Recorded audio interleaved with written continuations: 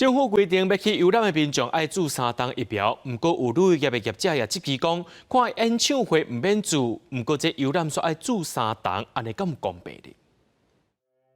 旅游产业有配套。 宜兰的旅游业者真无奈，因为指挥中心宣布团体旅游参加者预防注射注满3档才通参加，结果有一团原地日期要出火烧岛，雄雄对20人变9人。业者讲人数一变动，成本的负担就增加，真正是有苦难言。损失还在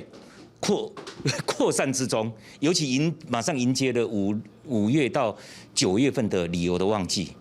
刚要复苏的东西就被这根针打下去以后，大家又奄奄一息。旅游业者不满，为什么去旅游去健身房爱注3档，但是听演唱会就免？政府无甲业者沟通就下禁令，是凌虐旅游业。协助召开记者会，民众党团嘛呼吁政府应该提出相关的配套，除了协调旅宿业者的退费，月底将要到期的各旅馆剩的经费，嘛希望用来补助业者，搁有贷款的宽限期爱延长。那我们4月30号结束之后，如果有剩余的经费，我们会尽量用在旅行业的部分。那至于贷款利息的补贴的部分呢，我们近期就是已经开会了，那可能在5、6月会把这个修正的要点也一并公布。这样。 旅游业者表示，观光旅游业对台湾来讲真重要，因对疫情以来就眼睛较大，希望政府大东啊，卖实施3档的预防注射的规定，若无疫情转好，嘛无一定有旅行社会当出团啊。